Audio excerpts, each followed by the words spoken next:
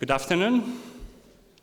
On behalf of the Southampton Theory, Astrophysics, and Gravity Research Center, I would like to welcome you to this year's public lecture.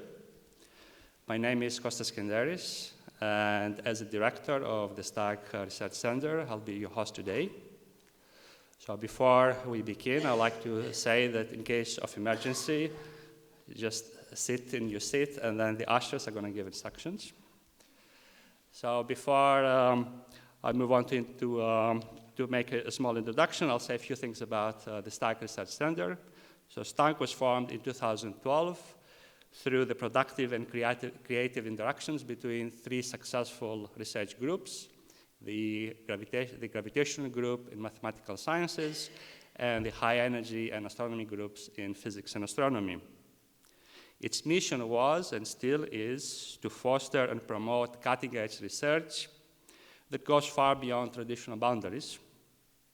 And our ultimate goal is to understand the laws of physics, the laws of nature, from the very small to the very big, from the fundamental microscopic building blocks of nature to galaxies and the universe as a whole. And this understanding demands and creates synergies among different fields and requires new ideas and new mathematics. And that's why we really need a research center such as STAG. So the University of Southampton has already made important contributions in these areas, and our studies range from the quantum laws of microcosmos, the study of elementary particles and their interactions, to the quantum origin of the universe. Is our universe a hologram? To studies of black holes and neutron stars, because such extreme environments power some of the most spectacular phenomena in our universe, to the large-scale dynamics of our universe. What drives the evolution of our universe? What is dark energy and dark matter?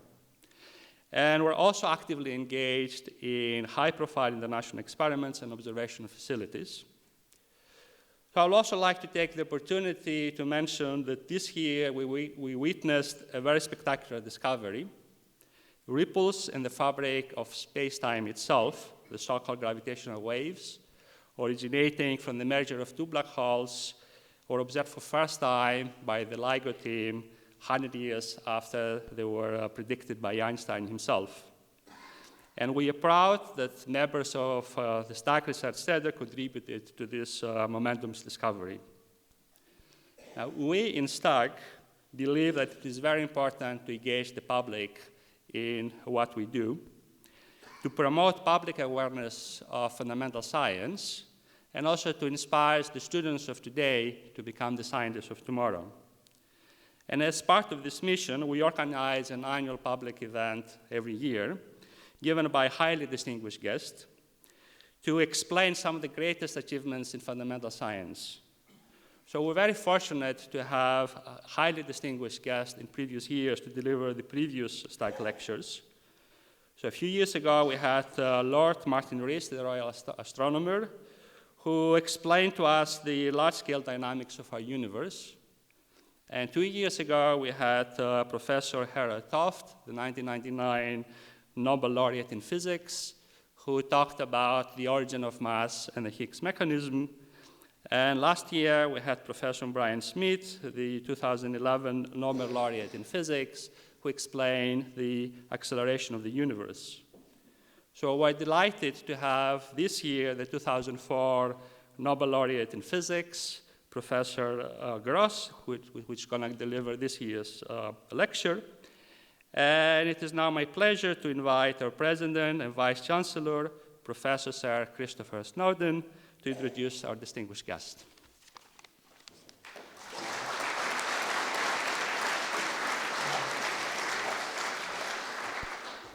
Thank you very much, Kostas. David holds the Chancellor's Chair, Professor of Theoretical Physics, and he's the former director of the Kavli Institute for Theoretical Physics at the University of Santa Barbara. And I can assure you it's a fantastic place to visit, so if you get the opportunity, please do go there.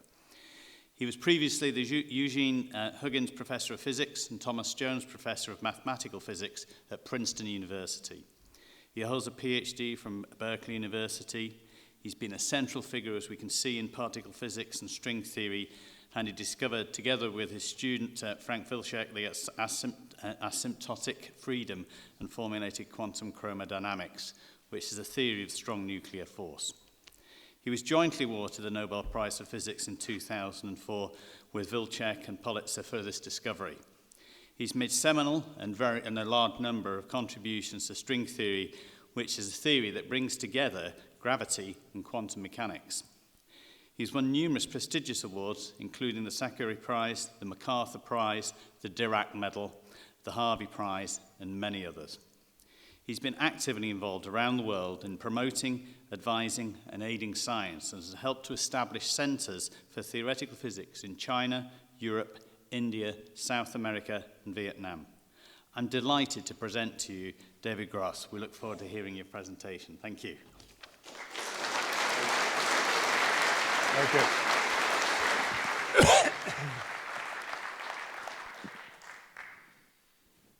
Can you hear me?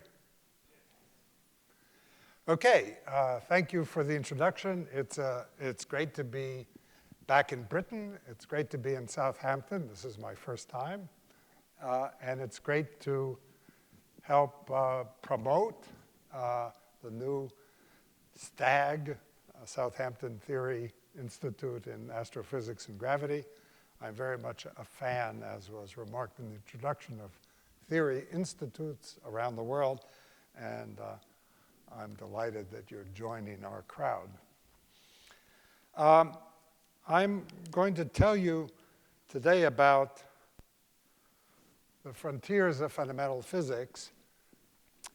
Well, what I'm really going to be talking about is not all of fundamental physics. Fundamental is a bit of a loaded word, and there are many frontiers in physics, as in all the sciences. The frontier I'm going to be talking about is the one that explores matter and the universe at its smallest scale, which is sometimes, or at least when I started, was called elementary particle physics, the discovery of the basic building blocks of matter and the forces that act on them. I will try to tell you conceptually where we stand at the moment, what our successes have been, and then move on as rapidly as possible to the open problems that define current research at the frontiers. And then end with many speculations that we spend our time speculating on and hoping to solve some of those very difficult problems. And then at the end, I'll discuss a more philosophical issue as to whether we can ever finally answer all of the questions and problems we're faced with. But let me start at the beginning, which is the way I date the beginning of elementary particle physics, Ernest Rutherford's discovery of the nucleus a little over 100 years ago. Not too far from here.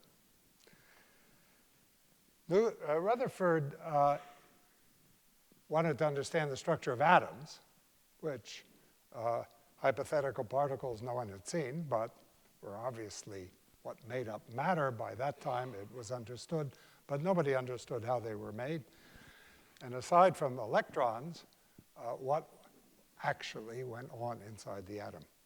And Rutherford invented a technique to probe the inside of an atom, which nobody could see, even with the best microscopes of the day. That technique consisted of smashing alpha particles, which were emitted by some radioactive nucleus, some radioactive substance. He got his Nobel Prize in chemistry for studying radioactivity. And so he used this beam, collimated beam of alpha particles, to probe the structure of gold atoms that were on this sheet of gold. And then his students, Geiger, Marsden, his postdoc and his student, sat in a room for hours until their eyes became very sensitive to light.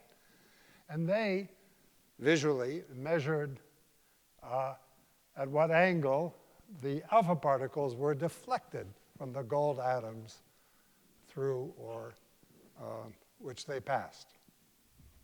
The idea was he would use the alpha particles to probe what goes on inside the atom.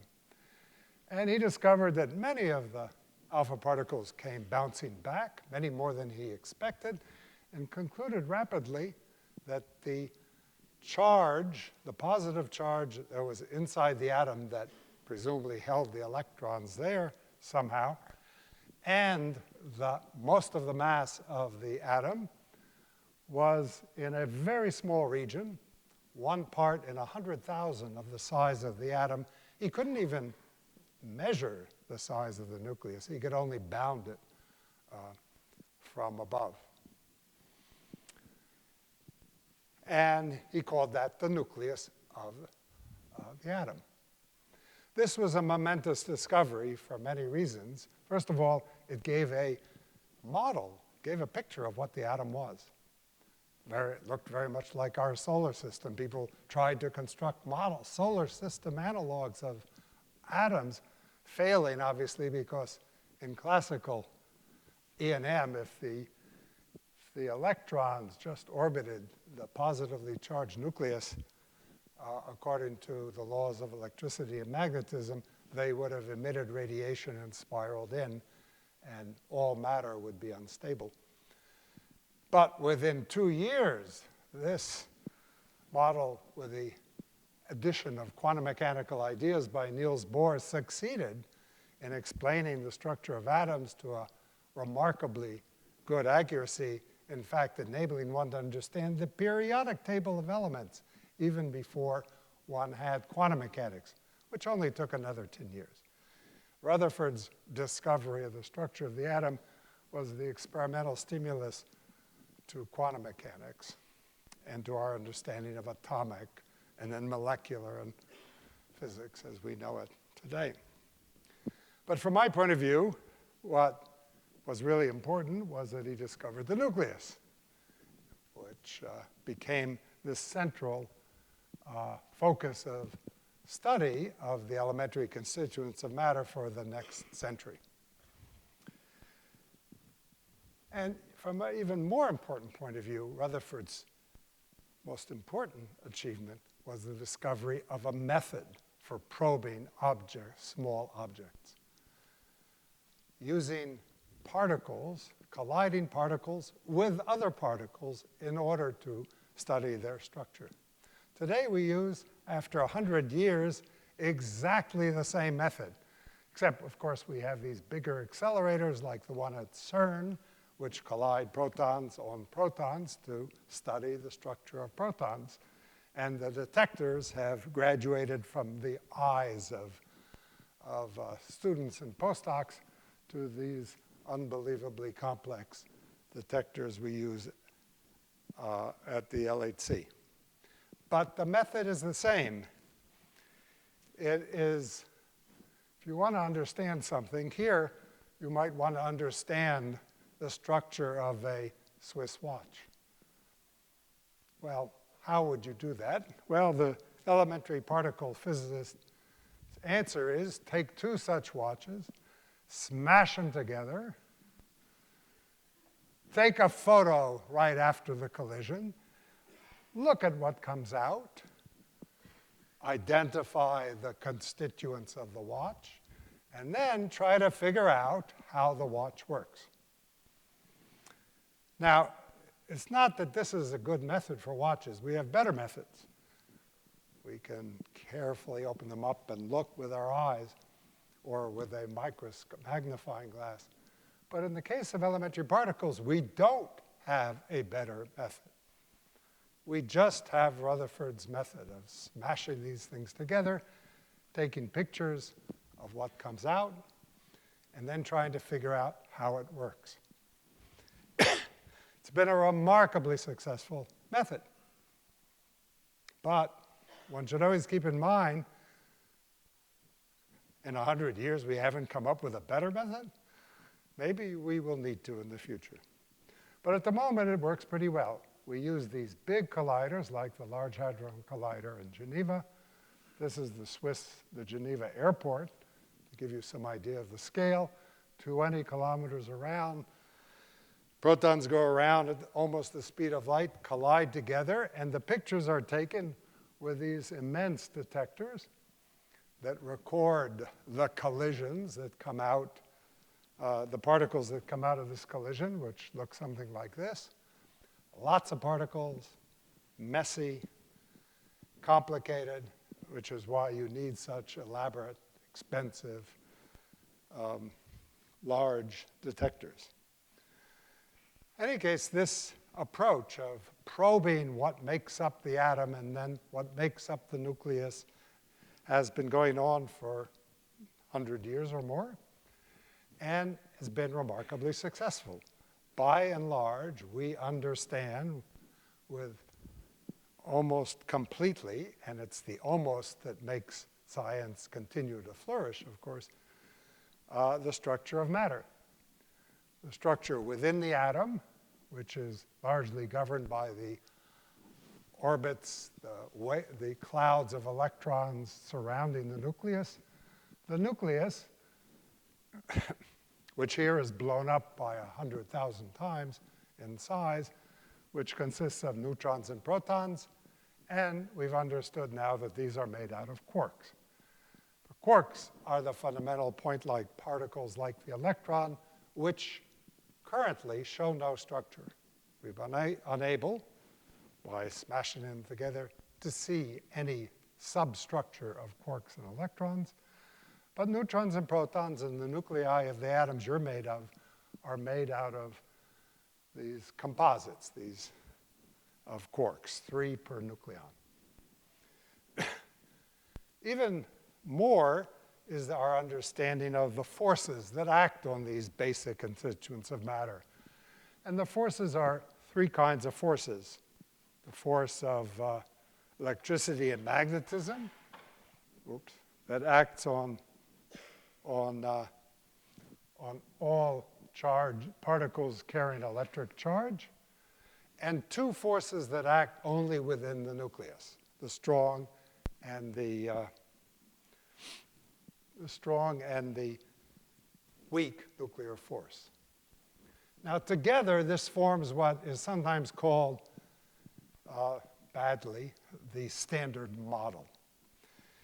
But it really is a precise theory of matter and force.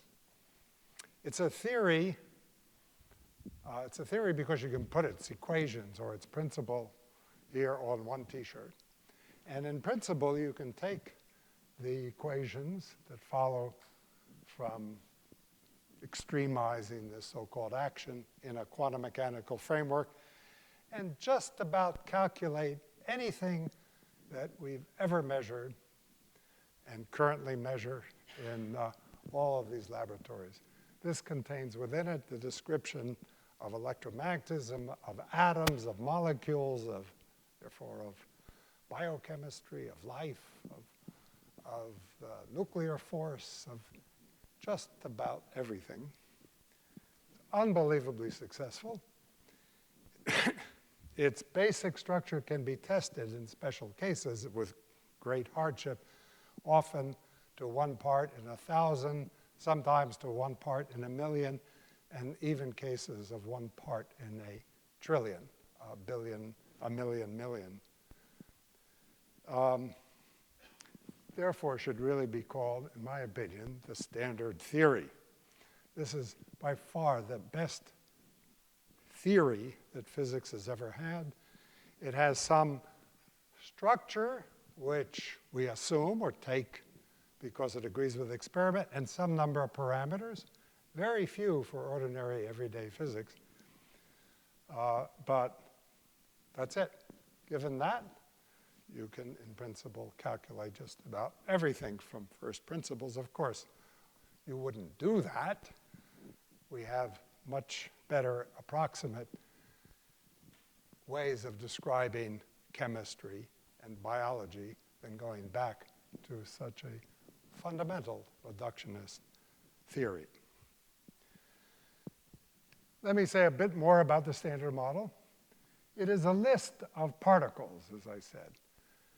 And one of the discoveries, still not fundamentally understood, is the tripling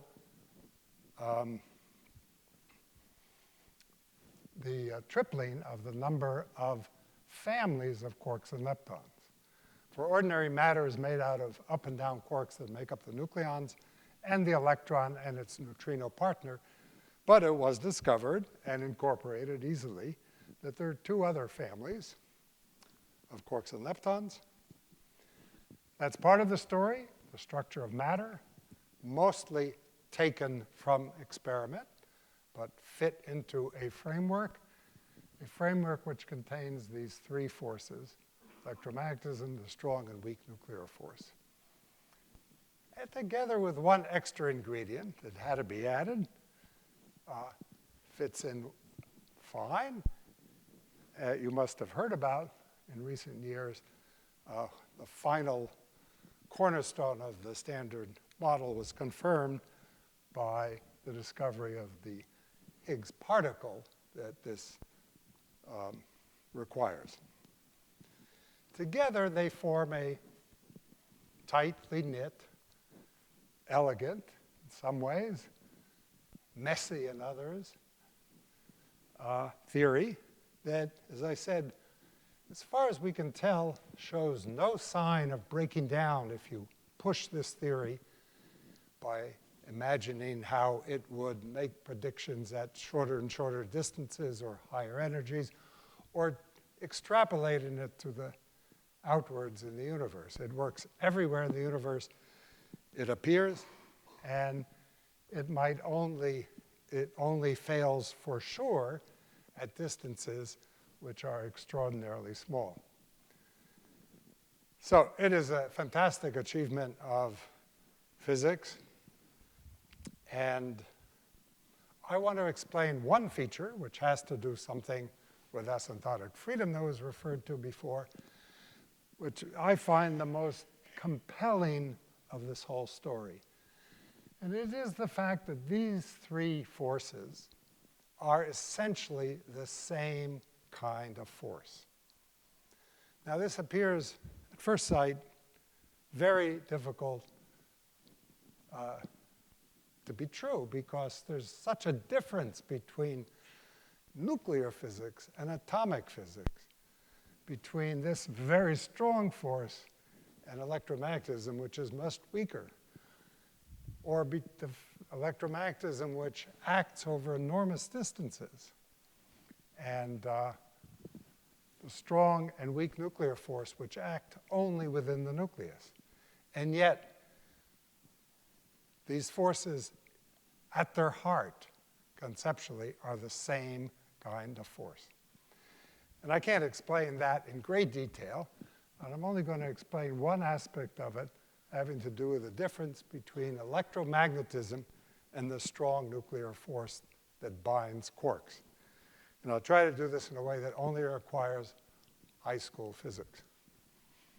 So electromagnetism, we learn in electricity and magnetism that particles with electric charge, say here, this might be the electron, and particles with positive charge, this might be the anti-electron or the positron, attract each other. And we might also learn that that force is mediated, as Faraday and Maxwell discovered, by a field that transmits the force from one charge to the other. And these are the famous field lines that tell you how strong the force is and in what direction it's pushing or pulling, that's created by two oppositely charged particles. Now, you know that this force falls off like the inverse square law. High school physics. The force of gravity falls off like 1 over r squared, distance squared. So does the force of electricity. And it's because it falls off that you're able to pull these particles apart. The easiest way to calculate that the force falls off like the inverse square of the distance is by using Gauss's law. Gauss showed that if you surround a charge by a sphere of radius r, then the flux of the field through that sphere will give you the total charge within the sphere. So that gives you a way of estimating how the force falls off, because if at a distance r from the charge, E times r squared is equal to q, then E falls off like 1 over q over r squared, and you can calculate how much work you have to do by integrating the force over the distance. And to pull these charges apart goes like 1 over r. So if you want to pull charges apart, you have to overcome this force, but the force is getting weaker, so it only requires a finite amount of work to pull the charges infinitely far apart. That's why you can ionize atoms. That's why you can pull electrons out of an atom. You just have to do a finite amount of work, a few tens of electron volts. That's why that's why the Industrial Revolution. Pull electrons out of atoms, you make them run in conductors and wires, they do work, they light the bulbs. Now I want to come to the strong nuclear force that exists within protons and neutrons and acts on quarks. The remarkable thing is that this force is exactly, at heart, the same thing as the force of electricity. Quarks, here's a quark. This label up or down plays no role here. But quarks have a charge. They actually have not just one charge like electrons, they have 3 charges. So because of that, we give those charges names. Could have called them 1, 2, 3 charge. But we call them by colors, red, white, and blue, in the United States at least. So you have red, white, and blue charges. But these charges are very much like the electric charge, except there are 3 of them. So here is a red quark. And this is the anti-quark of the red quark. We call it anti-red quark. And it has the opposite red charge. And if you have a red quark and an anti-red quark, if the world were classical, if it were not for quantum mechanics, strange quantum mechanics, those quarks would set up a field whose lines here are colored as well. Can't see the red ones so well. They set up a field very much like the electric field described by Maxwell and Faraday, except that because of the colors, we call it a chromodynamic field. It's sourced by this color charge. In the classical world, if it were not for quantum mechanics, if you took 2 quarks like this, the force between them would be attractive, just like E and M, and it would fall off like 1 over distance squared. And then you could pull the quarks apart, and you could pull the quarks out of the proton, and you could make them run in quark wires and do quark work and have quark motors and who knows what else. So here's where we're going to depart and introduce quantum mechanical ideas. But at the heart of writing down the classical theory, there's not much difference between the strong nuclear force and the weaker electromagnetic force between electricity and magnetism and chromodynamics. Quantum mechanics, however, makes a difference. It affects both theories. Electromagnetism, not so much, small qualitative corrections. In the case of chromodynamics, quantum chromodynamics is totally different than classical chromodynamics. The reason really has something to do with the basic property of quantum mechanics, the uncertainty principle. Here I'm considering the simplest possible object, which physicists like to always consider the simplest possible object. This is just an oscillator, a pendulum.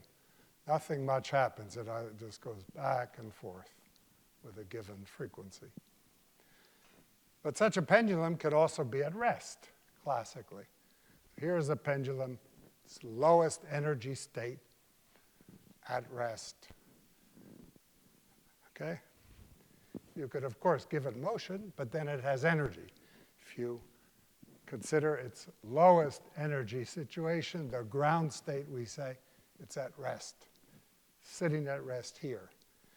And if you ever heard about quantum mechanics, you know that's impossible.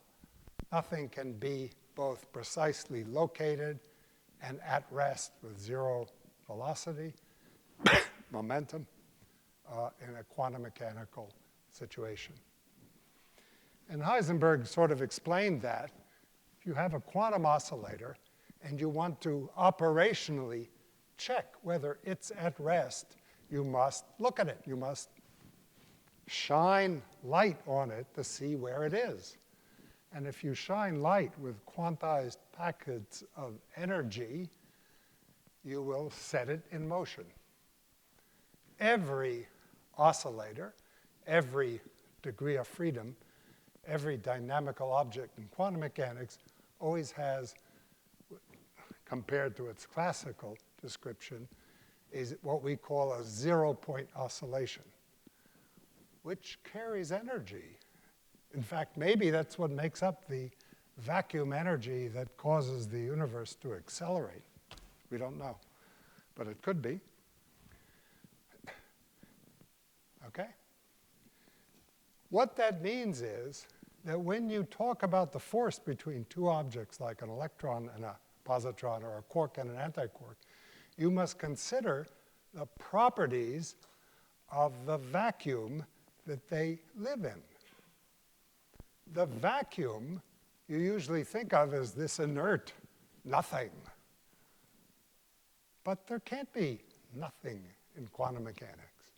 What does it mean for the vacuum to have no physics in it? It means you've turned off, say, for example, all the fields that might live in the vacuum, like electric fields. But an electric field is a dynamical object. In fact, physicists would say an electric field is just a whole bunch of oscillators, each one of which is zero-point motion. So the vacuum in quantum mechanics is a complicated medium.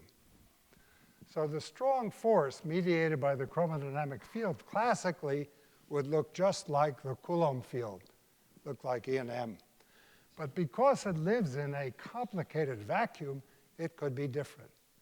And here I've pictured what the vacuum really looks like if you could see with good microscope down to distances of the size of the proton. So the size of this picture is roughly a few radii of the proton. And what's being pictured here is a description of the chromodynamic fields as calculated in the theory we have in the vacuum state, in the ground state, lowest energy state. And you see there are all these quantum fluctuations. This is a complicated medium. And it is the effect of that medium on these charges and on this field that they set up that causes the differences that we notice between E and M and the nuclear force. In the case of electromagnetism, the same thing happens, but it's much weaker and does not change qualitatively the inverse square law. But in the case of the strong force, the vacuum squeezes that flux, tries to get rid of it. And it squeezes it as much as it can, because it's still sourced, to a tube, flux tube. That's one aspect of asymptotic freedom. And now when you go through Gauss's law and you try to calculate the strength of the electric field at a distance r, you now have the flux of the field through a constant area, the area of the flux tube. And instead of the field falling off like the inverse square of the distance, it remains constant. That means there's a constant force on the quarks as you pull them apart. And now if you calculate how much work you have to do to pull them infinitely apart, it's infinite. It increases linearly. Oops. It increases linearly with distance. So the amount of work you have to do, you just integrate. This is constant. You get something linear. So the energy required to pull the quarks a distance d apart increases without limit. So you can't ionize protons. It would take an infinite amount of energy to pull the quark completely out of the proton. Quarks are confined. And it's this feature.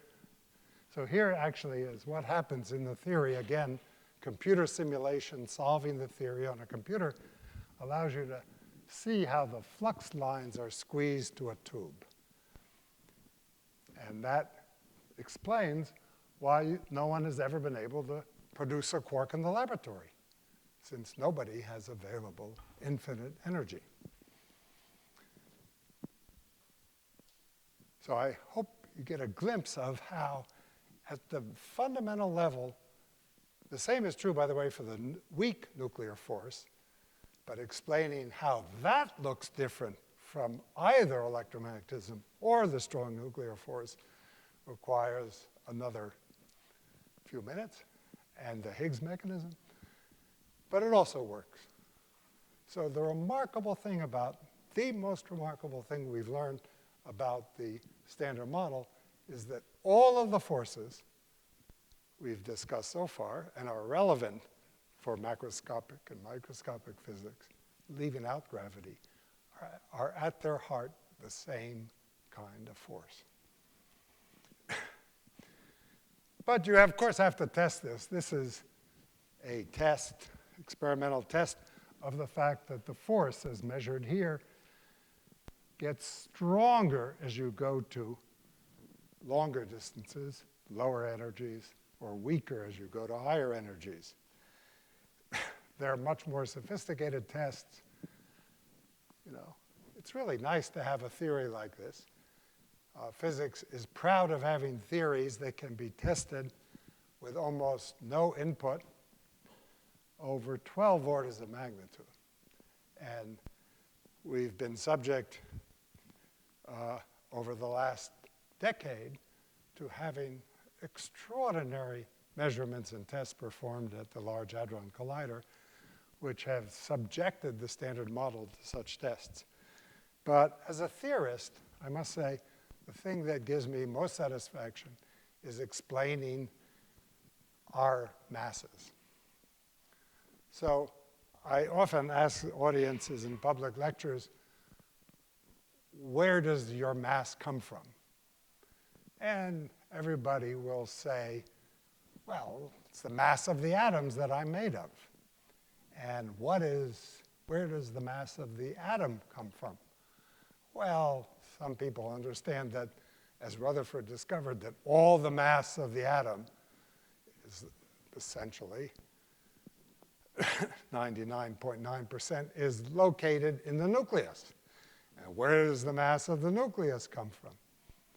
Well, people understand the nucleus is made out of neutrons and protons. So in the end, your mass comes from the mass of the neutrons and protons you're made out of. And then where does the mass of the proton come from? Well, I've explained to them that the proton is made out of quarks, so obviously it comes from the mass of the quarks. But then I say, no, that's wrong. Quarks are almost massless. In fact, as theorists, we often make them massless, just to simplify things. Theorists can do that kind of thing. And then it doesn't change the answers by much. So if the quarks are massless, where does your mass come from? And where it comes from is just the energy of the confined quarks. See, the quarks are moving around, since they're massless, with the speed of light almost. Right? But they can't get too far away because this force between them doesn't fall off. So they sort of are like attached to a string. They bounce back. They're confined to some region, roughly. And what you're measuring when you're measuring your mass, or the mass of the protons that you're made out of, is the total energy in this confined volume, confined by the nature of this force. So you're measuring the kinetic energy of the quarks that enters into the energy, also the energy of the radiation field, the quanta of the chromodynamic field, which are called gluons, that are also massless and rattling around. They have a lot of energy. You are nothing more, your mass is nothing more than confined energy. A lot of people get a lot of satisfaction out of knowing that when they've gained a pound, it's a pound of confined energy. But we can really do the calculation, or my friends doing lattice quantum chromodynamics can do the calculation. This is an example of the comparison of the measured values of the proton, but many other particles, bound states of quarks. And by now, the agreement is quite spectacular. OK, but the frontiers, as I said before, are really at the places where our knowledge is deficient, beyond the standard model, where we have mostly clues and some crucial, important observations. Dark matter, dark energy, cosmic acceleration, non-zero neutrino masses, the asymmetry of the universe, matter compared to antimatter. All of these are observational and not understood. Some can be incorporated, perhaps, within the standard model without too much difficulty. Some, like the magnitude, certainly of the cosmic acceleration, are deep mysteries. We also have very important clues that motivate theoretical study. One is unification. Two are strangely and unexplainably small disparities of scales. There are the mass and mixing spectra of the quarks and leptons. The structure of matter is something that we take from experiment, but don't understand why there are three families, nor the strange masses of the quarks. And many deep issues, conceptual issues, involving cosmology. I'll say a word about supersymmetry, but first let me talk about unification. As I said, what I feel the most important lesson of the success of the standard model is that all the three forces, non-gravitational forces, are at their core the same. And that cries out for unification, even more so if we take all the components of the standard model, the three forces, and the two kinds of elementary particles. There are quarks, which feel all the forces, and then there are leptons, which feel only the electromagnetic and the weak nuclear force. So this was more or less, story was over about 40 years ago. All of these components were in place. There didn't seem to be any fundamental contradiction or problem, experimental problem with the standard model. People tried to put it together. It's natural if you're given 5 pieces of cardboard to fit them together, even if you're not a 4-year-old undergoing some kind of intelligence test. And miracle of miracles, they fit together. And they didn't have to fit together. There could have been a few pieces missing, but they do. They fit together as if there was only one kind of force and one kind of matter. And there's a very nice mathematical way of describing this, since the forces that I've been describing, those of electricity and magnetism and their cousins, the nuclear forces, basically are consequences of some deep underlying symmetry of nature. And these different symmetries, one kind of charge or 3 kinds of charge, or in the case of the weak nuclear force, 2 kinds of charges. So you have 1, 2, 3. You can fit them together to make 10 or 5, depending on. They fit together very nicely. And the 2 obvious objections to such unification, one of is, why are they so different? If they're really the same, it should be evident. Well, it need not be evident. I explained to you why the strong and the weak, the strong and the electromagnetic forces look different. That had to do with the dynamical properties of the vacuum. And it could be, the dynamical properties of the vacuum could be different at different scales. What do I mean by that? If you'd have some nasty medium, right, and you look at it at very short distances. Well, let me start. You look at it, you look at a nasty medium full of whirlies, just like the medium I showed you. Okay? It's got a lot of structure, which produces dynamics, confines the quarks. But if you look at it, go in and in and in, look at just a teeny bit of that picture, you won't see any of that structure. It'll look nice and simple. If you look at scales much below the typical scale of the structure, you won't see any interesting thing going on. So that's how we understand the differences of these forces. When looked at very short distances, which means at very high energy, high frequency waves, they could all be the same. But as you zoom out and look at larger and larger objects, or physics at larger scales, you begin to see the structure of the quantum vacuum, which makes them behave differently. We call that symmetry breaking. But how can it be that the forces are so different? The strong nuclear force is much stronger than the electromagnetic force. Well, that too, I explained. The strong force isn't necessarily so strong. In fact, it's asymptotically free at very short distances. But because of the dynamics of the vacuum, it can become strong at large distances. So the strength of the forces could be the same at very short distances, where the nuclear force becomes weak.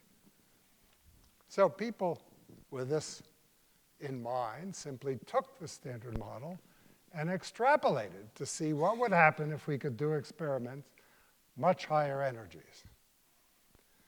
Strong interaction gets weaker. Electricity and magnetism actually get stronger. They could come together, and they did.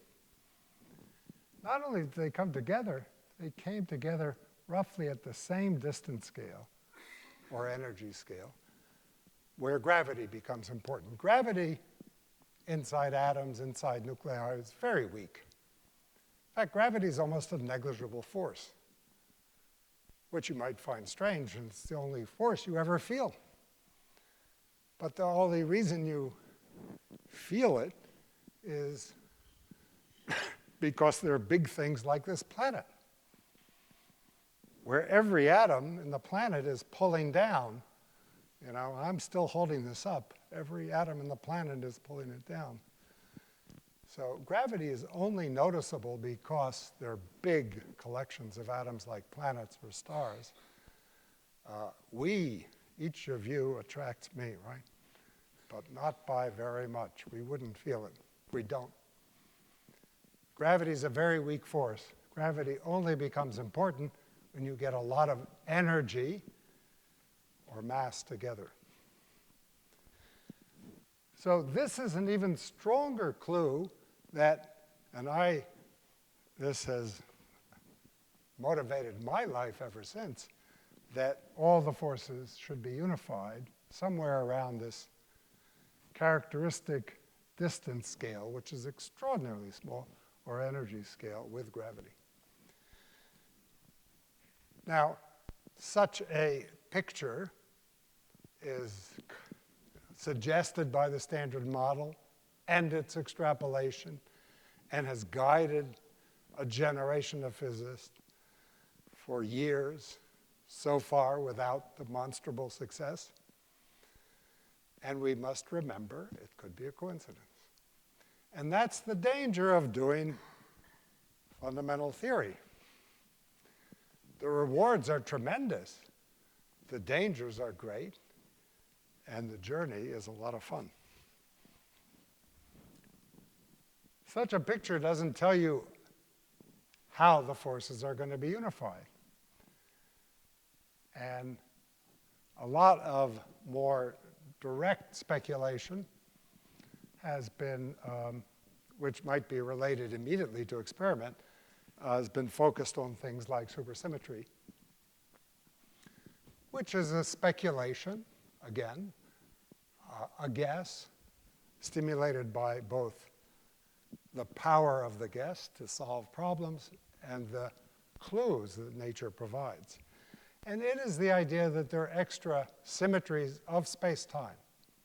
Symmetry being such a fundamental feature of the universe, we've learned that underlies many of our, much of our understanding. Supersymmetry is something like rotational symmetry, except in a larger space-time. Now, as you know, the laws of physics exhibit lots of symmetries, but what are of special consequence and importance to us are the symmetries of space and time. For example, rotational invariance. Rotational invariance says that the laws of physics don't change if I rotate my laboratory. If I do an experiment, I measure how long this takes to drop, and I rotate the lab, and I do the experiment, I get the same answer. Well, that's nice. Theoretically, we understand that it's because of that symmetry that angular momentum, spin, is conserved. But it really is important. If it wasn't for that, I would have to write a paper saying, I did an experiment, I got this result, and my laboratory was pointing northeast. You won't find that in papers. Nor will you find in papers that the laboratory was in Southampton or in Colorado. The result should be the same. The laws of physics are invariant under translations in space, under translations in time. Were it not for these regularities of the laws of physics, it really would be difficult to do science. You'd have to say, I did an experiment at 10 o'clock in Southampton, pointing north, and all the other variables that experimentalists are able to eliminate by and large, leaving symmetrical situations. Now, Supersymmetry is just the same kind of thing. It says that the laws of physics are invariant under rotations in superspace. But you might ask, and you're probably wondering, what is superspace? You can't just add the word super and claim you've done something new.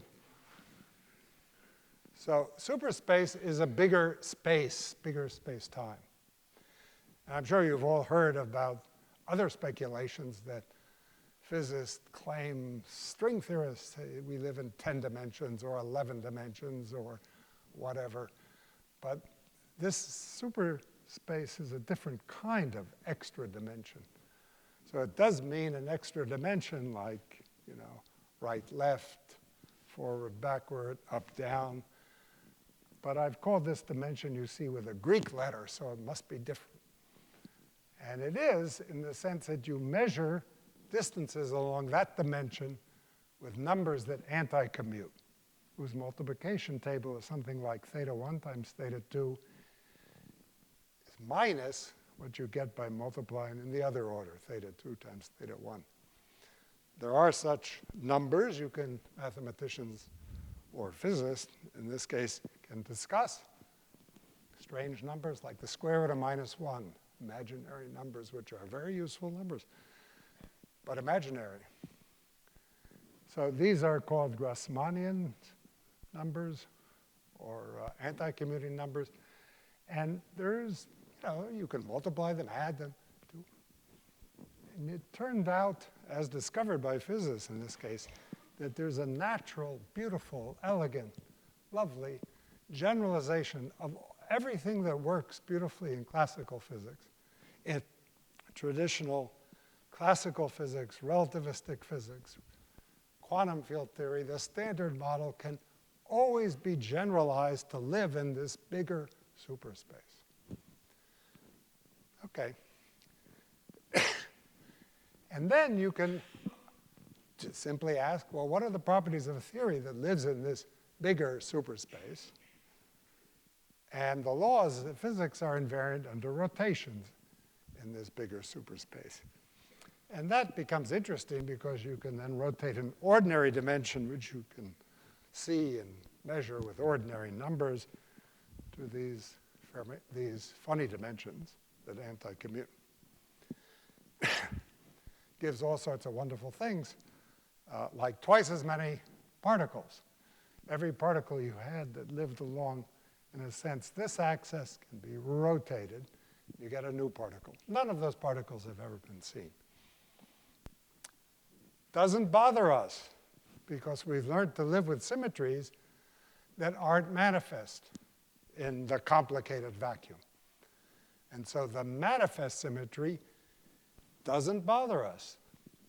Just like the fact that this room isn't rotationally invariant. Right? If I look over there, I see quite a different picture.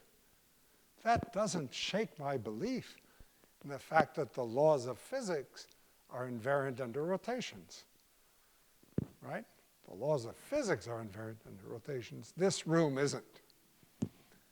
But if I emptied out the room, you'd say, then it would be obviously rotationally invariant. In fact, if I emptied the room of everything, I had the pure vacuum.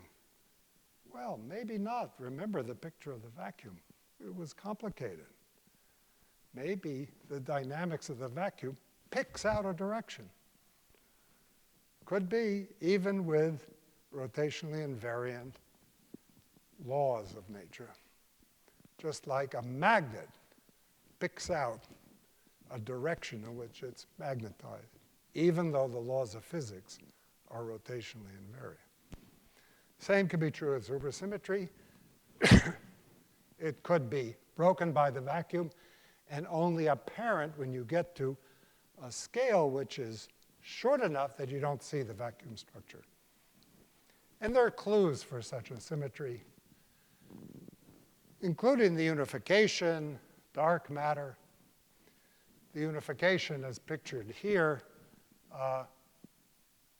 with the inverse coupling on a logarithmic scale. Doesn't really work in the standard model, but it does in the supersymmetric generalization if the scale energy you have to go to see the supersymmetry is around a trillion electron volts. This is this fact that supersymmetrizing the standard model makes unification pretty good. Again, to some of us, is an important clue for supersymmetry and unification. But it could be a coincidence. Another important clue is dark matter, which astronomers discovered in trying to understand what it is that holds stars together in the galaxies, because there didn't seem to be enough matter that they could see. Finally concluded that their dark matter pervades the universe, and galaxies look something like this, where there's a halo of dark matter containing most of the matter in the galaxy, or much of it, and the stars sort of fall to the center and rotate around themselves and radiate light. That's how we see them. And whatever this is, it doesn't radiate light. It doesn't collide with itself very much. So it just stays in a halo, doesn't condense to form stars. That is the consensus view of astrophysics nowadays in cosmology, that most of the matter in the universe is dark. And we still have no idea what the dark matter consists of. We have not been able to detect it in the laboratory. There's dark matter when, if this is correct. If these are weakly interacting massive particles, then there are hundreds of them passing through you every second, and you don't feel them.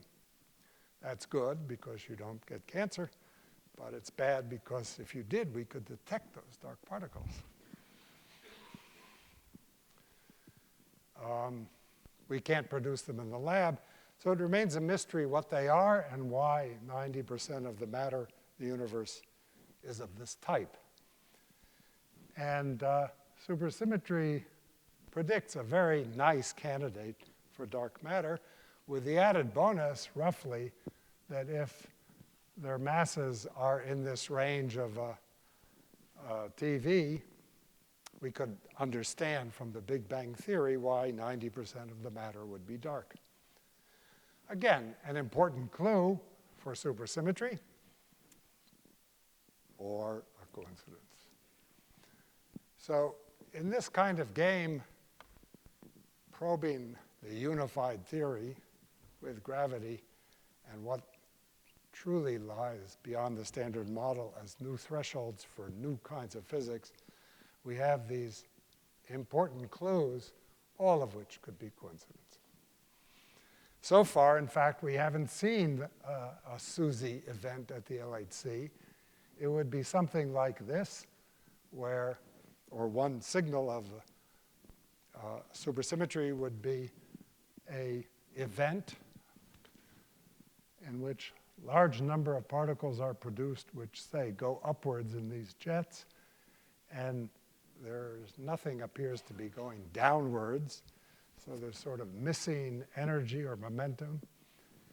And using the conservation of momentum and energy, you can probe what you can't see.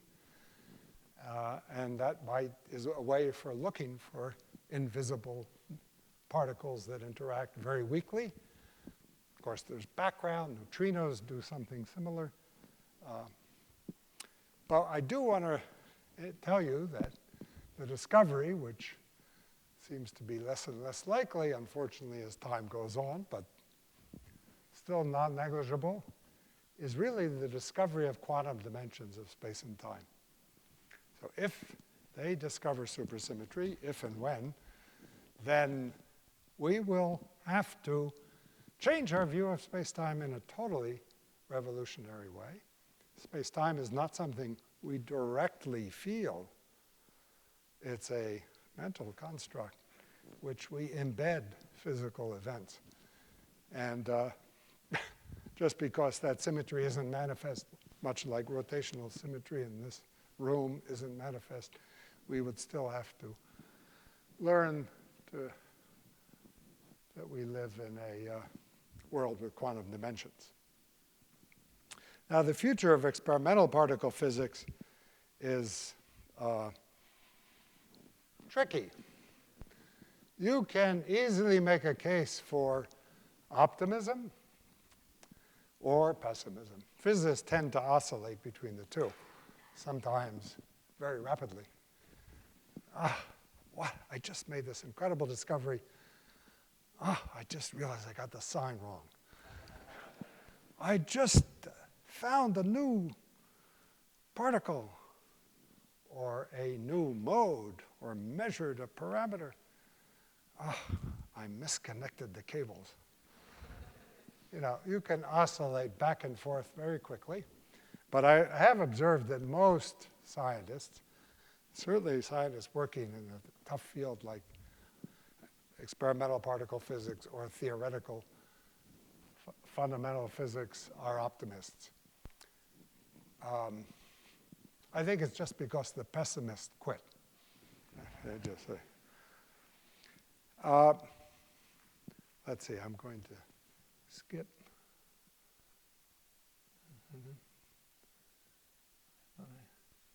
My conclusion in general, exploring all of these possibilities, which are right before the community now, is that in any case, optimistic or pessimistic, optimistic being the LHC in its next run will open up a new world, or the pessimistic will discover nothing that isn't explained completely by the standard model. In either case, we must go on to the next stage of exploring fundamental physics. And there are many plans to do so around the world, including CERN, which, many plans, CERN, which I gather Britain is, even having exited Europe, is still a part of. That would be promoting the LHC to a 100-kilometer tunnel under the Lake Geneva. The United States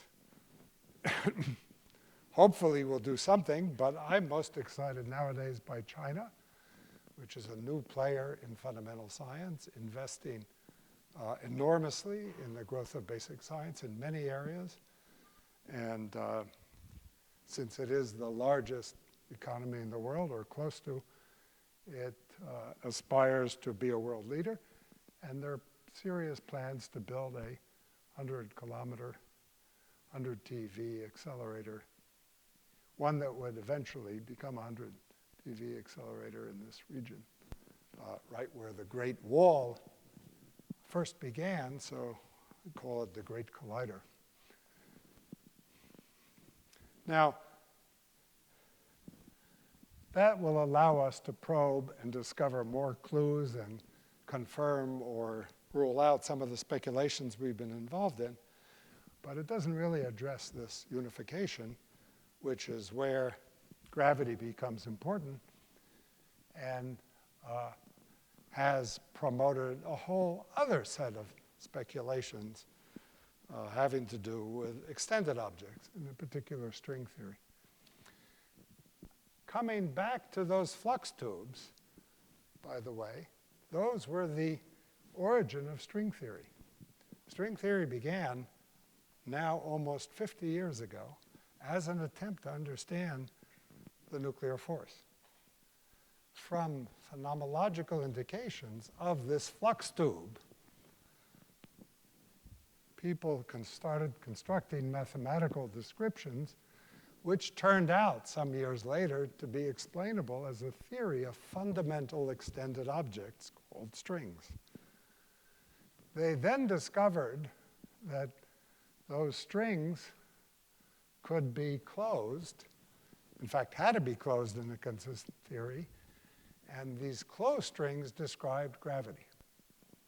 This was not This was an accidental discovery within a purported description of the wrong phenomena, getting out gravity. But it, again, for many of us is the clue that our fundamental description of gravity, which is apparently so different than the other forces of nature, lies in the theory of extended objects, not point-like objects. And this unification was at the basis of string theory from the beginning. And so that was the dominant attempt with the success of the Standard Model, and to use this to unify all the particles and forces of nature, including gravity and its quanta, the graviton, the quantum version of the waves that LIGO discovered this year.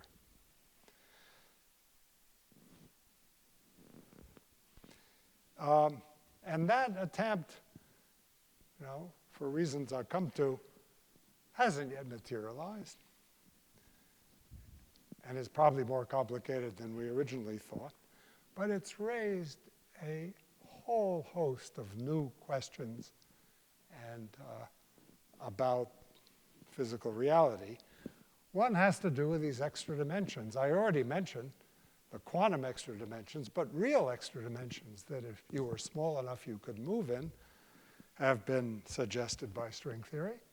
Because in string theory being a theory of dimensions of space-time, the number of dimensions or the number of dimensions you appear to live in is a dynamical issue.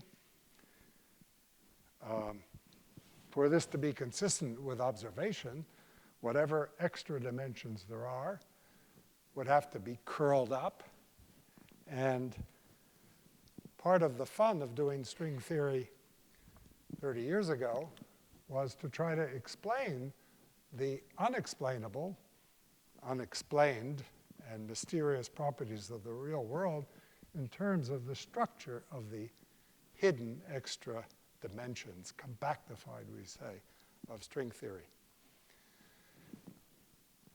Some people find this idea of extra dimensions hard to visualize, and indeed, they are hard to see, but not to visualize. Just imagine that at each point, like this point right here, if you really look at that point, it wouldn't be a point at all. It would be a very small, compactified manifold. This is an illustration of such a six-dimensional projected manifold.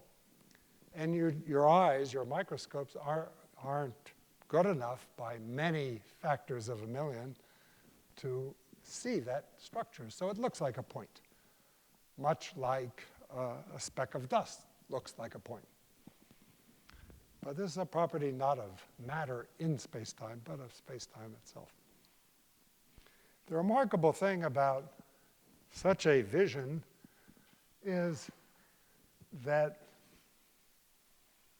so what I say here is that in such stringy models, the nature of the forces, the form of matter, what kind of matter exists, and the values of the masses.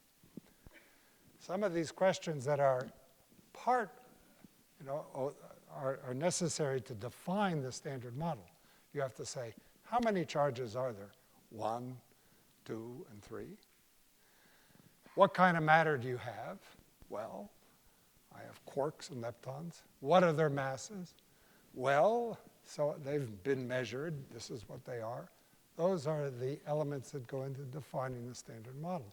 But those elements aren't calculable or answerable. Why aren't there 10 charges or 6 charges or 3? And why are the masses of the... So in the case of these stringy theories, which have extra dimensions, 6 of them are compactified in a specific way. all of these questions get answered, and they're determined by the geometry of the extra dimensions, by the shape of the hidden dimensions. So I just thought this is just enormously lovely, and Plato would have loved it. Everything is reduced to geometry.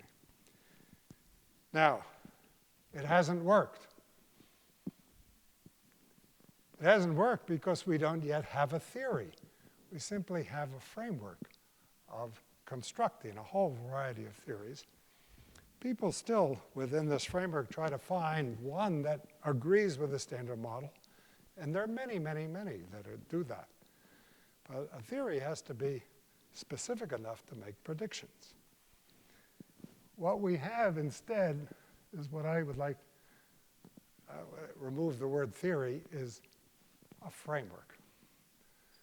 The framework, the standard model is quantum field theory, the theory of point-like charges and the fields they create, like electromagnetism or quantum chromodynamics. And then we have not even a theory, we have the beginnings of a framework of string theory, which is called string theory. And finally, in the last 20 years, we've learned that these aren't different. They're often, and at a deep sense, different ways of looking at the same physics.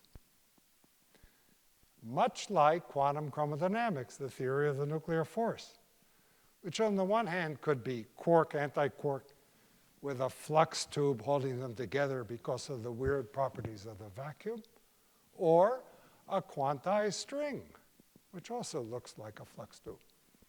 In fact, we have cousins of QCD, of quantum chromodynamics, which have more supersymmetry.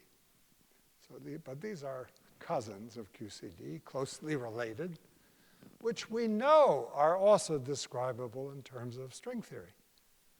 So whereas originally this was thought to be a revolutionary break with the idea that matter is made of point-like objects, we now realize it's just another way of looking at the same framework.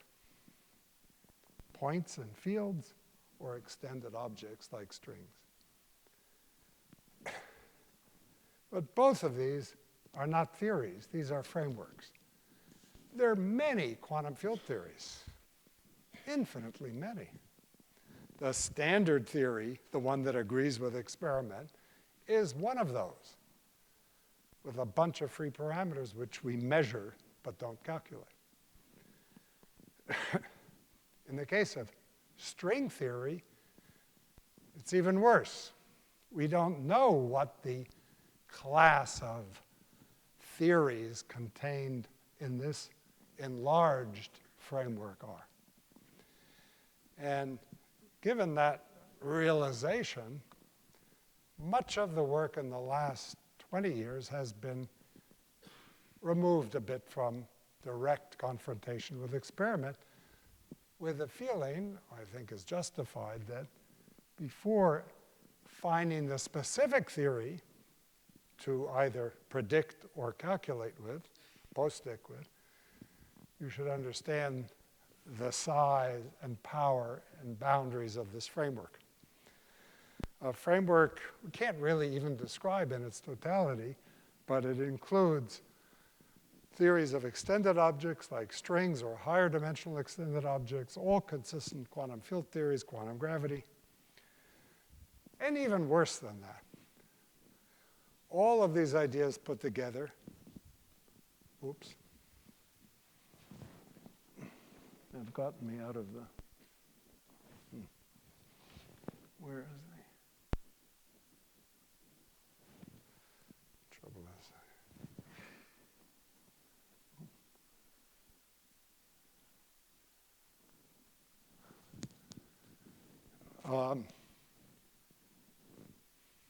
How did that get there?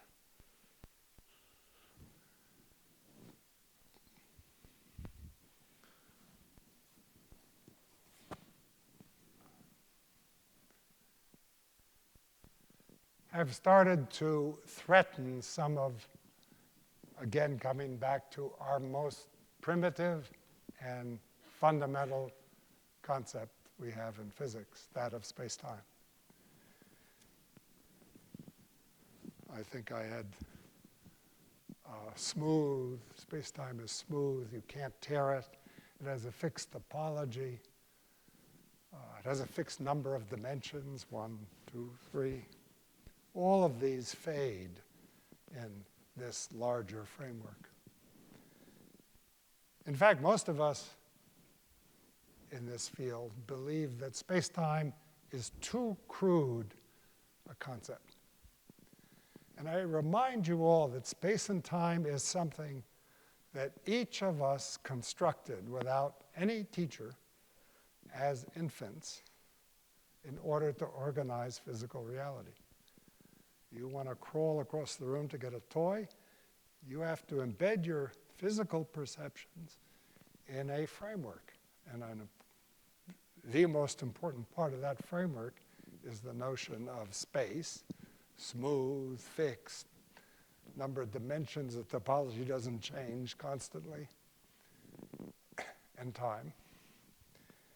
But like many other crude concepts, could be just an approximation valid in certain regimes, like large distances compared with that fundamental length scale.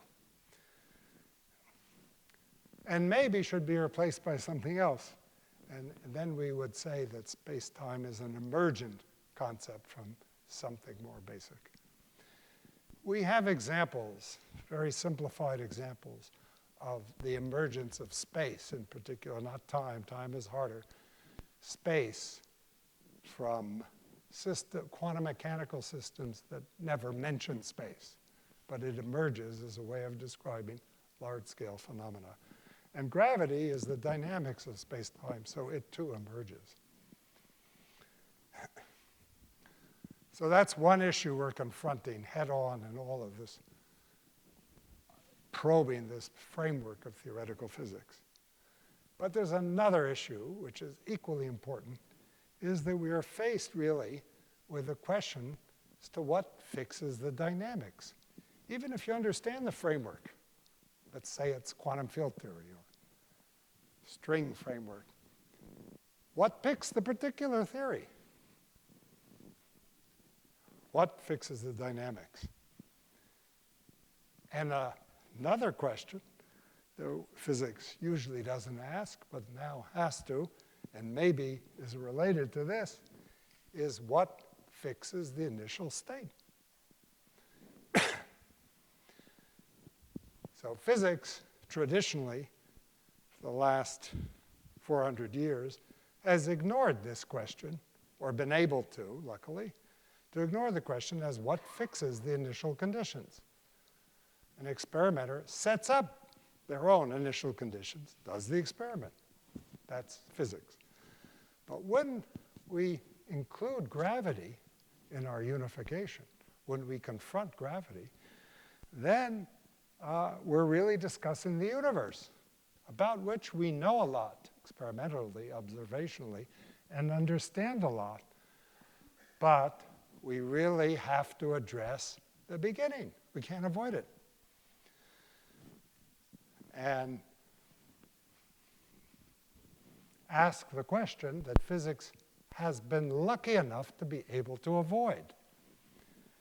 How did the universe begin? And when science avoids a question, of course, religion always has an answer.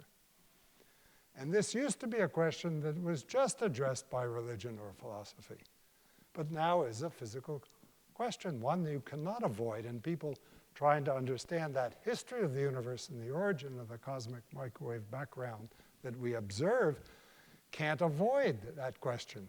They still try to, but it's really unavoidable.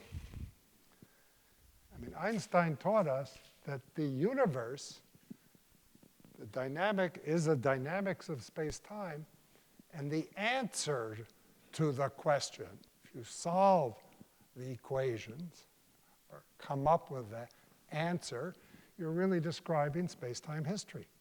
which has a beginning and a boundary if there's a boundary, and the end. It's not at all clear that we can any longer, especially when we do a theory that involves dynamical gravity, avoid knowing or having a theory of the beginning and perhaps the end. This is something physics has never had to deal with, and we don't know what the rules are. So we have a wonderful theory of elementary particles, but unquestionably the most exciting, challenging, difficult questions remain to be answered. We have fantastic instruments, ongoing experiments, and we have fantastic speculations. And I'm going to end with just a brief discussion of whether this can go on forever. So I want to briefly address the following questions. So I ended with some really difficult issues that we're now discussing, altering our notion of space and time, asking what picks the actual theory, not just the framework, and can we also determine the initial conditions of the universe and or the final conditions? Wouldn't that be the end of physics? So yeah, we might construct a final theory. The other issue is that those are pretty hard questions. Are you going to tell me that the goal of physics is now to explain the origin of the universe? Maybe we're just too dumb to succeed. And the final issue I'll briefly discuss is the will to proceed. So can we go on forever? Can we construct a final theory? Is there a final theory? Is there a theory of everything? Certainly, we've never had a theory of everything or a final theory like the standard model. Standard theory, as successful as it is, still has 19 parameters and many observations, or some that require something else, and quantum gravity. But could there be a final theory? Well, I like to, like Plato, make this a geometrical question. So let's talk about the geometry of knowledge. Now, knowledge and ignorance are sometimes described by the onion model, what I call disparagingly the onion model. That's when knowledge, some subject that you're studying, it looks like an onion. You peel the onion layer by layer until you get to the core at the center of the onion. And this model, I don't like it at all. It brings tears to my eyes. And it doesn't explain anything. So here's a better model, which is sort of the inverted onion. We live in a sea of ignorance. This is the black ignorance, and we're expanding the sphere of knowledge outward instead of outward. OK, and this model, first let me show you that it explains something you've experienced in your lifetime. And then we'll use it to ask whether there's a final theory. So in this model, knowledge expands like volume of a sphere. Most of it, you don't know. It's somewhere in the library, but you can access it now very rapidly on the internet. So this is knowledge. It's growing like the volume of the sphere of knowledge into this sea of ignorance. Most of the sea of ignorance you're ignorant of. To quote my least favorite politician, Donald Rumsfeld, most ignorance consists of unknown unknowns. So you don't know about things which are far from the sphere of knowledge. They're just too unknown to be recognizable unknowns. The only ignorance you're aware of is at the frontiers of the sphere of knowledge. But that also gets bigger.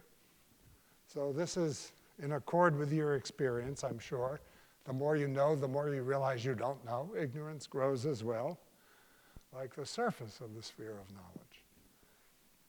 But it also explains why you feel wiser, because knowledge is growing faster than ignorance. Okay, so this is a better model. It explains something. Knowledge and ignorance can grow, and wisdom as well. So now let's, in this framework of this model, ask, could there be a final theory?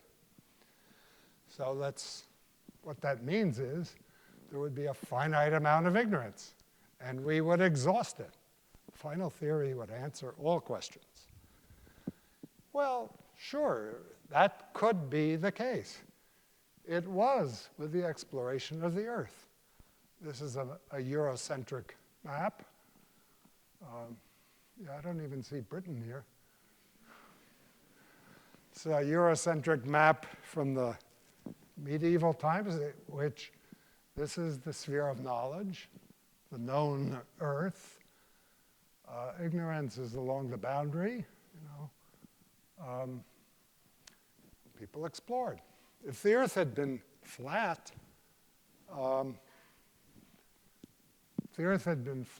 then that could have gone on forever. But in fact, the Earth is round, it is spherical. So sooner or later, they ran out of ignorance, explored all the surface of the Earth. Explorer society shut down. There is, at the scale of maybe a kilometer or 100 meters, or ask Google, a final map of the Earth. It's over. There's a final map of the Earth. So is the sea of ignorance compact? It's a topological question, that's all, of the geometry of knowledge. Could be flat, unbounded, and infinite, or it could be compact and finite. I'm totally agnostic. All I know is at the moment there's absolutely no sign of curvature. And, what do I mean by no sign of curvature? Well, all of our experiences, as physics advances, we construct these fantastic theories like the standard theory. Still, there are even more questions to ask and more interesting ones. But there's another indication. Well, okay, we all know that. But that doesn't mean anything. That's true of the Earth until you or go up, take a wider view. Now, of course, even if in this fundamental sense, we exhaust knowledge, the sphere of knowledge in this way, geographers, there's still departments of geography, I'm sure, even in Southampton, people, they're not the end of physics. There's still an infinite structure going out from the microscopic to the macroscopic, or from these fundamental principles to their infinite, to these infinite structures that can exist. So that, which is where most science engages, will go on forever. Now, the second issue is that we may be too dumb to proceed. What gives Homo sapiens, only around for about 100,000 years, the arrogance to assume that this pinnacle of evolution is at the point to construct the final theory or answer some of these impossibly hard questions?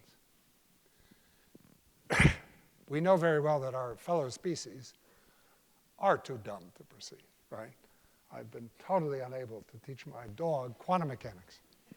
And I can understand that my dog is never going to be able to grasp quantum mechanics. But what is it that I can't grasp? That's pretty hard to think of.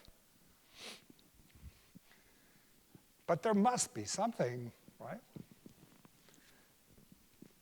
So is that hopeless? Have we gotten to the stage where we're just not smart enough? Equipped by natural selection certainly didn't equip us with the ability to figure out the initial conditions of the universe. Well, here I'm, again, optimistic. I think things aren't so bad. The main reason I'm optimistic is that we possess, what's unique to Homo sapiens is the possession of language, and mathematics being its highest form, which has infinite capacity.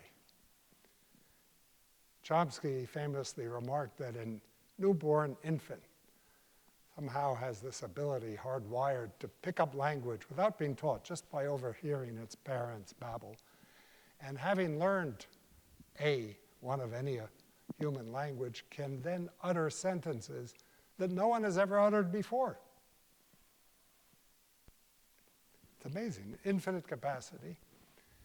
And that helps. Infinity is good. There are many infinities, however. It might not be infinite enough.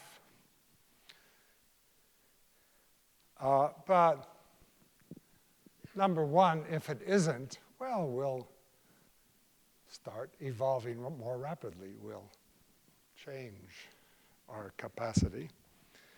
And two, from an experimental point of view, I think you would know if we're getting close to that point. So I think the sign that there are questions now that we are unable to answer would be that it would take longer and longer for a graduate student to get a PhD. You'd have these graduate students, it'd be harder and harder conceptually, and the little advances made at the frontier would be so difficult, almost beyond human ability. So you would find experimentally, you would graph the age of which students got a PhD versus time, and you see it beginning to diverge. That would be a sign that we're facing questions that can't be answered, but that's not the case. As far as I can tell, the most brilliant students, the same middle 20s, advance to the frontier where we're asking all these hard questions and make important contributions, just as before. So there's no sign that we're faced with questions that cannot be answered. I think the biggest danger going on forever is that we and society at large and politicians at small might lose the will and means to enable us to go on. The instruments, the scientific instrument we use to explore the beginning of the universe, cosmology, the history of the universe, as well as the microscopic structure of matter, become more difficult, more expensive, involve more long-range planning, and we could very well lose the will to go on. And here, too, I'm agnostic. I just fervently hope not. And end with this beautiful quote that is on David Hilbert, the famous mathematician and mathematical physicist. On his grave, it says, "We must know, we will know." Thank you.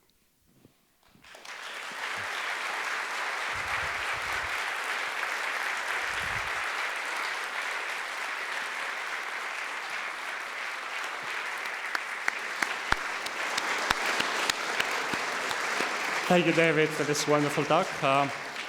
So I will now open the floor for a few questions before we move to refreshments outside. So are there any questions? Yes. The microphone is coming. Yeah, I think there's an ideal philosophy that the only things which really exist are mathematical structures, and maybe your theory of everything will end up just being a mathematical structure. At that point, there is no physical reality anymore. Is that? Wasn't it Johnson who? Well, I don't know what it means to say there's no physical reality. That's not my experience. I definitely feel something. Now, so I'm very much of a Platonist in a way. I mean, there is. More interesting question is what is mathematics? So physical reality is something you have experience with.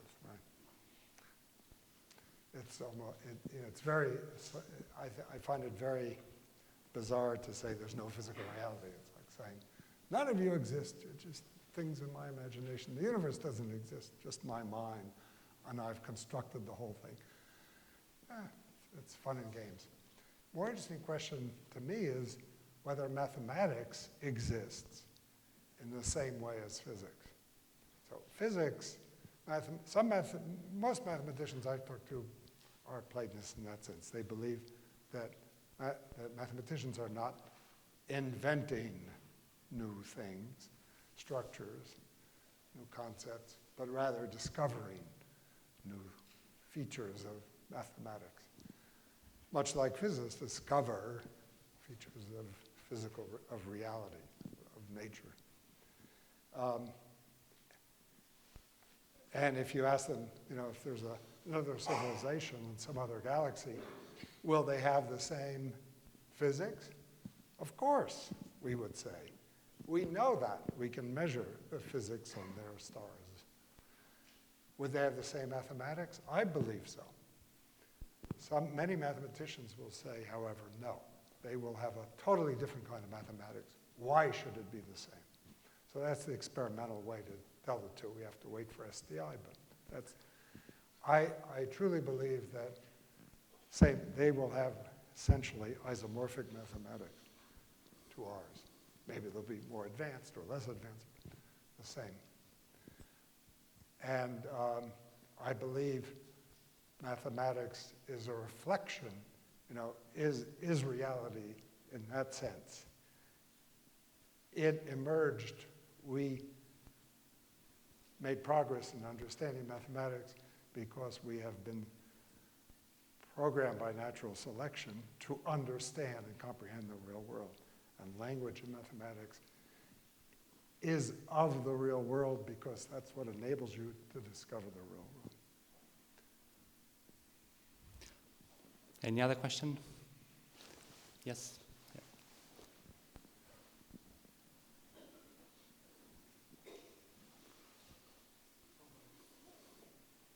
I hope this isn't too specific a question, but in general relativity leads to a very elegant description of what is a force, and it doesn't include gravitational force. Is there a definition of force which includes gravitational force, or is it just a hand-waving idea? No, well, force,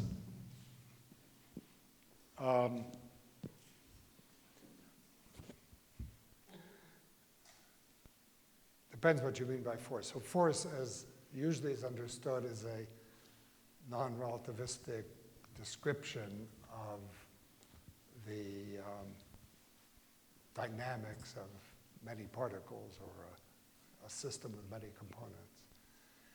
In that sense, gravity and the other forces, the other interacting systems we have are all similar. They describe the dynamics. And the question is, what is the dynamical object? So the shift from pre-Einsteinian to post-Einsteinian point of view was that before Einstein, you had objects which had a mass, and there was a force, therefore, between them. Instantaneous, made no sense from a modern point of view. In Einstein's theory, it's replaced with there are objects which might have energy and mass, but there's also space-time itself is dynamical. And that's what gives rise to what Newtonian terms would describe as a force. So Einstein did more than just get rid of the Newtonian force. He also elevated something to be dynamical in its. So in the case of electricity and magnetism, there's the electromagnetic field. In the case of Einstein, the field that's dynamical and, if you want, transmits the force is space-time, is the metrical structure of space-time. And in some sense, you can then regard the force as not being well, just saying that, energy and momentum affect the geometry of space-time, and particles move in geodesics.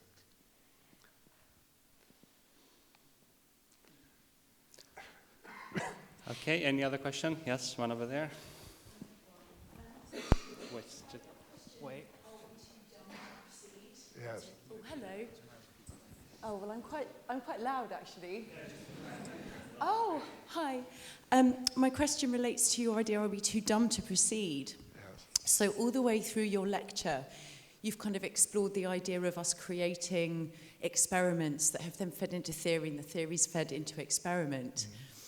I wonder if it's more a question that we're limited by the physics that we're actually trying to probe, that there's like a slight paradox in the universe, that the physics sort of limit what we're able to probe, and then we won't be able to proceed beyond that because we're constrained by those physics. Well, I'm not sure what you're thinking about limited. So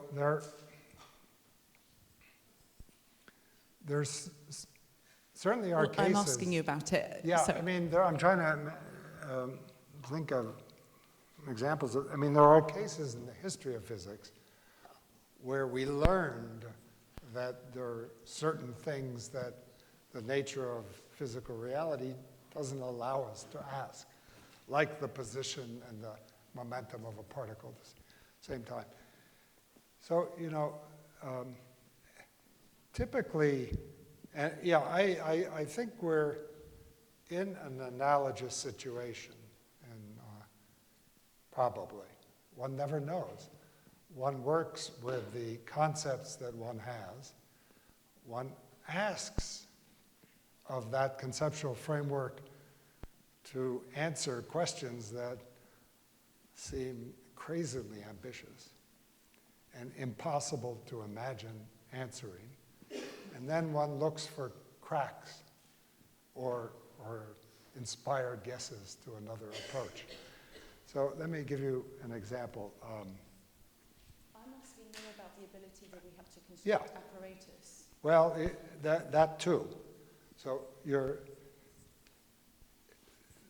take the conceptual issue first. One of the questions we're faced in cosmology is the Big Bang, the origin of the universe, how it began.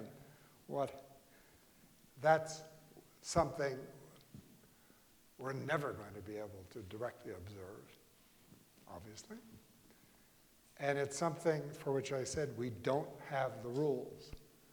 And it could be that we don't know how to ask the question precisely.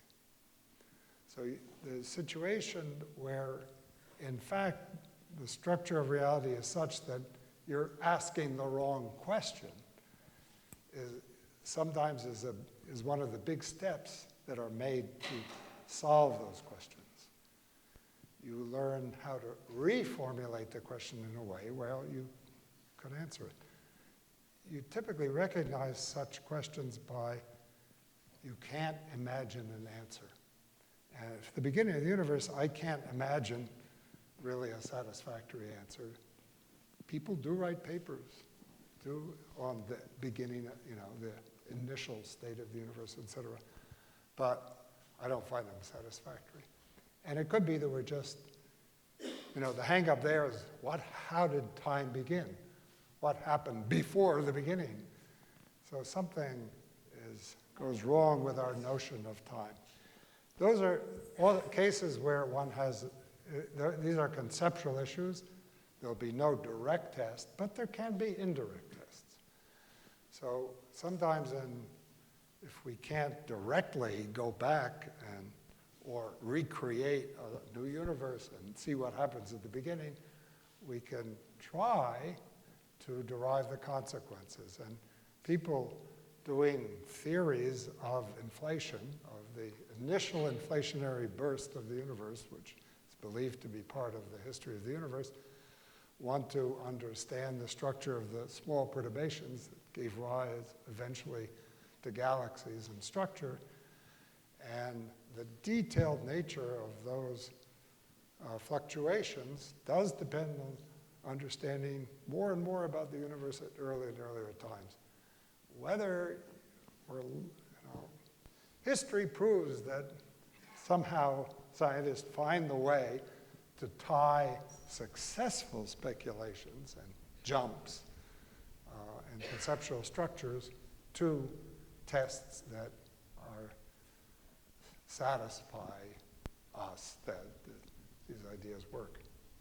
But it apparently gets harder and harder. That's why I asked this question, are we smart enough to proceed? Because as it gets harder and harder, apparently gets harder and harder, it seems less and less likely. I think, for the reasons I gave, I think we're okay. You look at the history of science, it's quite amazing. It has almost been the case, it's been the case over and over again that there are questions one poses that seem impossible to answer, but are answered so quickly. What is life? Once a few clues. When you mentioned Rutherford, 2 years later. Yes. Yes. And all of this has happened very quickly.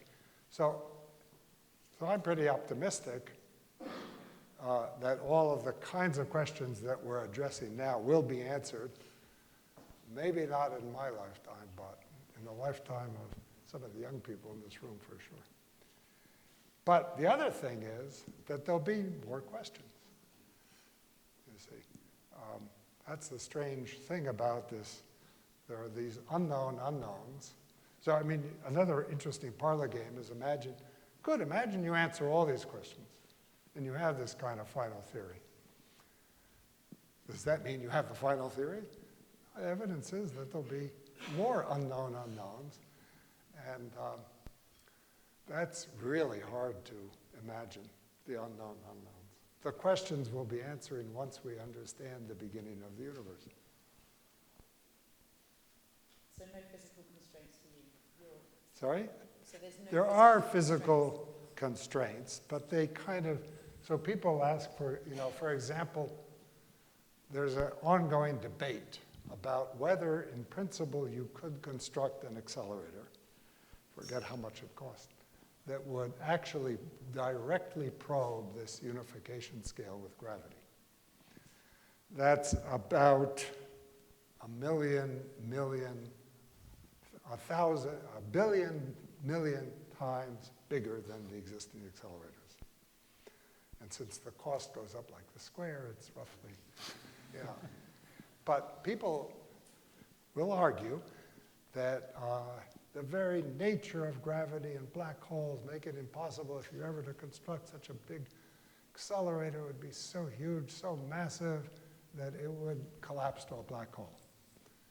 Then there are other people who argue, I'm actually on the other side that believes there's no constraint on colliding particles at arbitrarily high energies. But these are somewhat academic.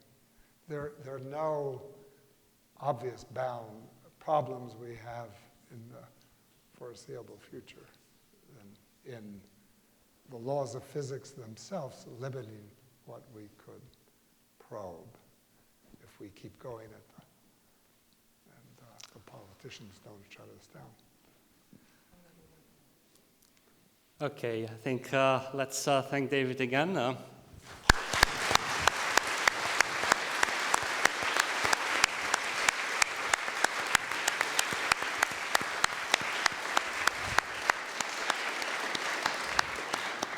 So there are refreshments served just outside.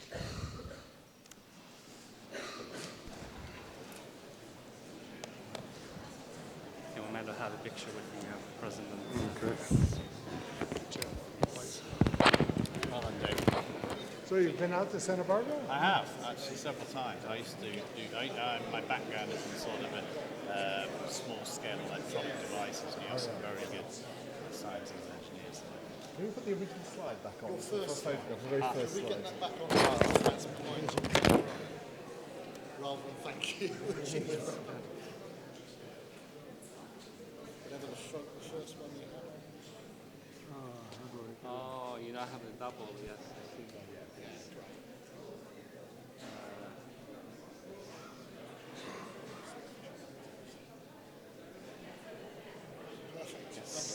Right, so it'll be 3 accidentally. And then